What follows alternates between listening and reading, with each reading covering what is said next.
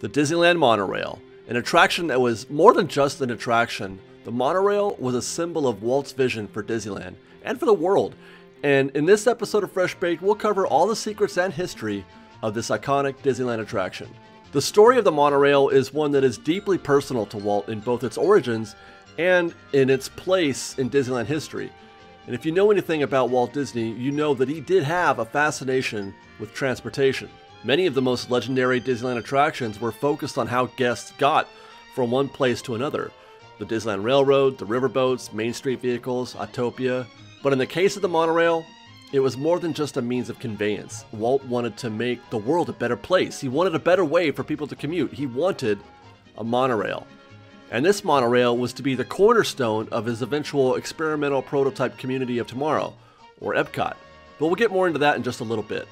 For now, it's enough to know that a monorail was always on the table for Tomorrowland, or in the case of some very early concept art, the City of Tomorrow. Now, though it's a suspended one, that is a monorail in that artwork.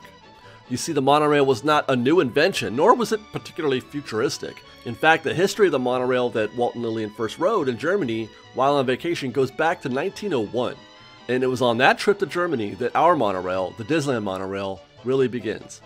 Walt and Lillian often vacationed in Europe as they were, not often recognized they could travel in peace. And on one such trip in 1958 while in Germany, they took the historic Wuppertal monorail.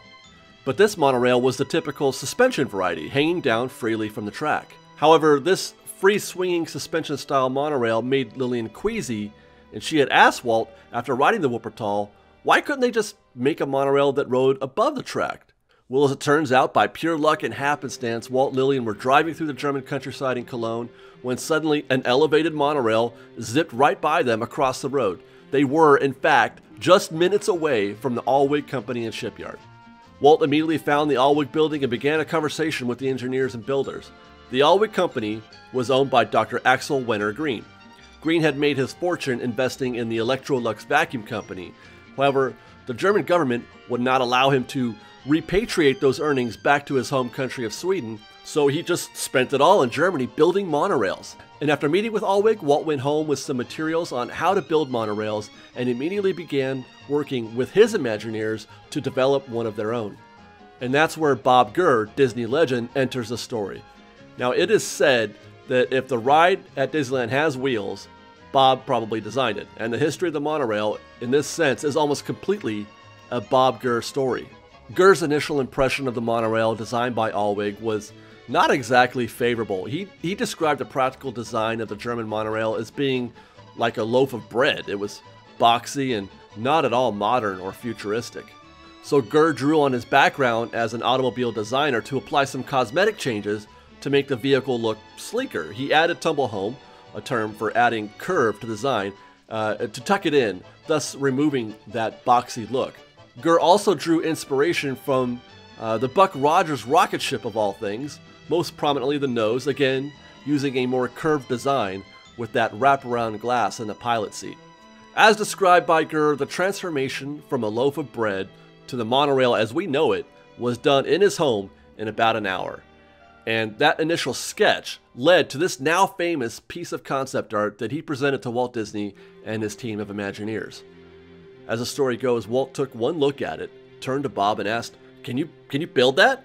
And when Gurr answered yes, Walt looked around the room at his Imagineers and said, okay. And that's how things got done at Disneyland in the 50s. So Disney sent Bob Gurr, Roger Broggie, and Joe Fowler back to Germany with their math and concept art to meet again with the Alweg Company with plans to have them build the first Disneyland monorail. But as it turned out, the Alweg Company was not exactly thrilled by the radical changes that Gurr and company had proposed.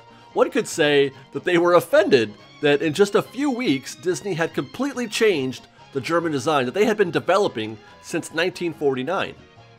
Further, those changes were being proposed by a film technician in Roger Broggie and an Autopia car sketch artist in Bob Gurr, as in men who were not mechanical engineers. In fact, it got bad enough that Disney decided to just build it on their own, and it wound up that Alweg's involvement was limited to sending over a single engineer to California to consult. In 1 year, the film technician and Autopia designer built that monorail, and they built it on time to coincide with the rededication of Tomorrowland, along with the submarine voyage, a project led by Bob Gurr, and the Matterhorn, where Bob Gurr also designed the legendary bobsleds. The design of the body was inspired by, and in fact almost identical to, the Viewliner. Now, this was another Bob Gurr designed vehicle that was essentially a futuristic looking train that ran alongside the Disneyland Railroad. That first monorail, Monorail Red, had 3 cars with 3 compartments each and could accommodate a total of 82 guests. And like the Viewliner, it had guests facing forward, as in guests would sit face to face as opposed to the window facing seats that we see today. In addition to sharing its design with the Viewliner, the monorail shares a bit of park history with it as well. Before the monorail, this part of the park was nothing more than the Autopia, the Viewliner, and the poorly performing Phantom boats. Meanwhile, to the north, newly opened Pacific Ocean Park was giving Disneyland a run for its money, pulling guests from Disneyland. And Walt decided that a response was needed, and thus plans were set in motion to revitalize Tomorrowland. The Phantom Boat Lagoon would be replaced by the submarine voyage, and the Viewliner would be replaced with the monorail. In the years spent perfecting the monorail design and mechanics, it went through many trials. They had to overcome the dangers inherent with single-track trains, namely, where if the design is too top-heavy, when the monorail slows down or stops during a bank, it could possibly tip over. They were working under such extreme time pressure that their first test run was just weeks before the official opening of the attraction, and that test did not go well. As Gurr relays the story, when they did that initial test, he went first in reverse a bit, then sent it forward, and after maybe an inch, the engine exploded, sending parts everywhere. Over the course of the next 3 weeks, as they pressed to meet the scheduled launch on June 14, 1959, they would keep testing every day, and every day the train would fail to make it around the track without breaking down or catching fire. And then finally, literally the night before the dedication, they were able to make a full lap around the track without stopping.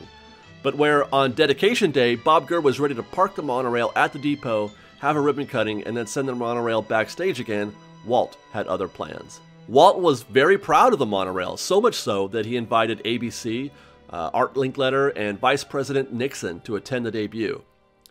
Now, I'm sure most die-hard Disney fans have seen the photos or video of the Nixon family cutting the ribbon, but what's really amusing about this story is that Bob Gurr, who was piloting the monorail for its inaugural launch, effectively kidnapped the Vice President of the United States. On the day of its debut, Gurr parked the monorail at the beginning of the loading ramp, and it was Gurr's understanding that they would do the dedication, then Gurr would send the monorail on its way back to the station without any guests. They had, after all, had only one successful test of the monorail in its history, and that was just the night before. But proud Papa Walt showed up at the ramp with Art Linkletter, Richard Nixon and his kids, and his Secret Service attachment. And with Gurr at the pilot seat, they all boarded the monorail for a tour of the interiors. Well, all but that Secret Service detail. Now, it was a hot summer day, so Gurr turned on the engines so he could start the air conditioning and cool down the cabins. But Walt thought that the engines had started in order to take the monorail out. And it was at this point that Walt said, "Let's go."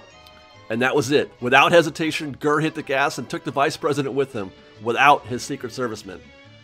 As Gurr tells it, you could see the Secret Service detail excitedly trying to follow the monorail as it made its way around the tracks, nervously awaiting its return. But as they pulled into the station, Nixon's kids asked for another ride around, so Walt gave Gurr the go-ahead, and around again they went. The Vice President's reaction? He thought it was hilarious, watching his protection detail panic at Disneyland.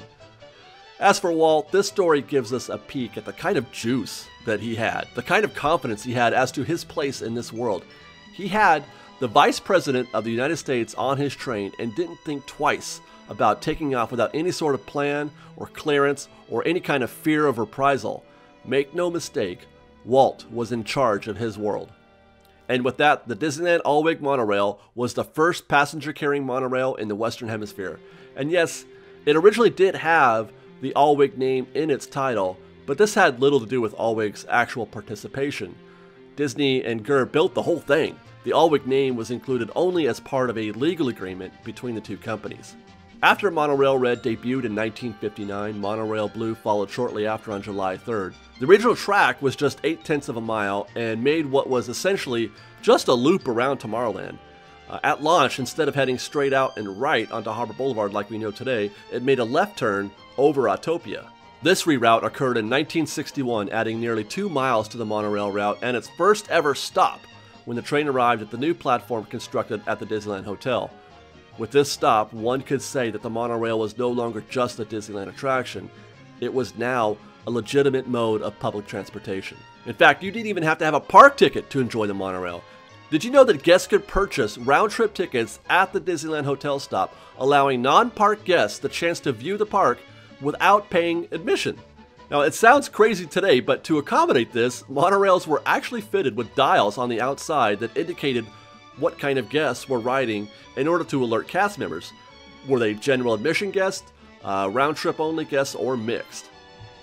Also in 1961, the monorail saw its first upgrade to the Mark II and the addition of Monorail Yellow. The Mark II was extended to 4 cars instead of 3 and included another fantastic little innovation, the Vista Dome. You see, Walt was a huge fan of allowing guests to ride in the nose of the monorail, believing it gave those lucky guests the very best view from the monorail, and I have to agree. However, he did not like the fact that guests got a view of the pilot's back. Originally, the pilot sat in the frontmost portion of the nose, while guests sat on a bench behind him. To solve this problem, the Vista Dome was installed and the pilot moved back, thus allowing guests an unimpeded view from the nose. The monorail's next upgrade arrived in 1968 with the Mark III in Monorail Green, and this time the monorail was lengthened to 5 cars. In 1971, the Mark IV was introduced to the world, but not at Disneyland. These would appear at Walt Disney World, where they were the centerpiece of Walt's vision of the city of tomorrow. The Disney World monorail connected all the parks and resorts on the Walt Disney World property, thus bringing the monorail that much closer to a true mass transit system. Meanwhile, the Mark IIIs at Disneyland managed to last until 1985, when they were finally replaced by the Mark V. Monorail Green became Monorail Purple, Monorail Yellow became Monorail Orange. The old models were stripped and redesigned, removing the unique double bubble and a more streamlined nose that resembled the Mark IV. These were also the first to be made of fiberglass, where previous versions were made of steel. In addition, they were the first monorails to feature power doors that slid open and shut, as opposed to swinging open and shut. And then over the years, the monorail went through additional track changes, upgrades, and temporary modifications. In 1994, the inbound monorail track was redirected to the Eeyore section of the parking lot in order to accommodate the construction of the Indiana Jones Adventure Show building. In 1999, the outbound monorail track entered a new park, sort of. That new park was Disney's California Adventure, and it was built around the existing track, thus allowing the monorail to pass through the Hollywood backlot, the main entrance, and the Grand Californian Hotel before arriving at the downtown Disney stop, which had also been completely demolished and rebuilt. Now, many have speculated since then if or when there would be a third monorail stop for California Adventure. However, this is not practical for a variety of reasons. For one, the outbound trip from Tomorrowland to downtown Disney is already incredibly short. Guests would barely have time to get comfortable in their seat before stopping again at DCA. Secondly, and perhaps more importantly, California Adventure is a separate admission ticket from Disneyland. As such, any guest not holding an annual pass or a park hopper would not be allowed to exit. But this would no doubt lead to confusion and anxiety among guests and cast members trying to negotiate who could exit at California Adventure and who could not. In 2007, the trains were upgraded to Mark 7s, the most recent upgrade, and were the first to feature the window-facing central bench seat that we use today. Over the years, the monorail was used to promote new attractions or new movies coming to Disney. For example, there was the Finding Nemo monorail in 2007, in the Cars monorail in 2012. But its classic imagery is how we all know and love the monorail, both today and throughout the history of Disneyland. It was always Walt's dream to build a highway in the sky, not just the monorail, but the people mover and the skyway buckets too. But history has shown that he didn't quite get there. Though there are monorails in use today, including ones in Seattle and Las Vegas here in the US, plus many more in Japan, China, and Germany, they haven't reached anything close to the vision that Walt had, and one is left to wonder why. They occupy less real estate, plus they're quiet and provide competitive rider capacity to other forms of public transportation. Some cite the cost, which can be more in some installations, or the impact on the environment, such as the additional foundational requirements for monorails versus more simple railway tracks. Others mention the visual intrusion on sightlines, where traditional trains do not obstruct views or available sunlight, while others speak of tradition. But it's very possible that Walt's involvement and its introduction at Disneyland contributed to its maybe, not being taken as seriously as it should. The reality is, in the US, the monorail was nothing more than an amusement park attraction. Its famous use at Disneyland and Disney World cemented its view in the public eye. It wouldn't be difficult to believe that city planners who are accustomed to classic, entrenched systems, such as trains and subways, might view a monorail as being less than a serious endeavor because of its association with Disneyland.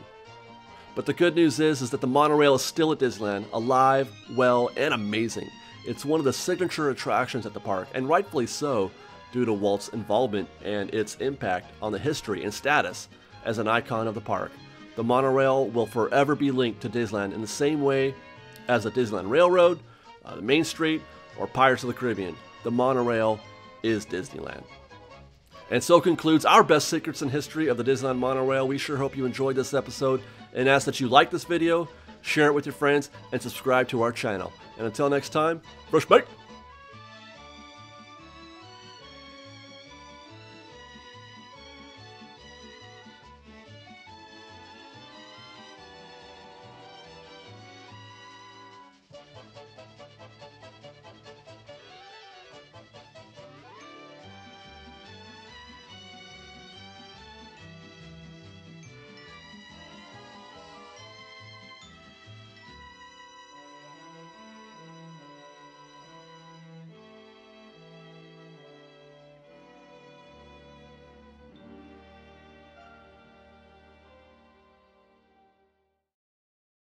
We've got lots more videos for you to see, so grab a churro and check out some of our other videos and have your mind blown by how much fun we're having. We truly are the best of Disney Bake Fresh Daily. Don't forget to subscribe to our channel, and we'll see you next time. Fresh Baked!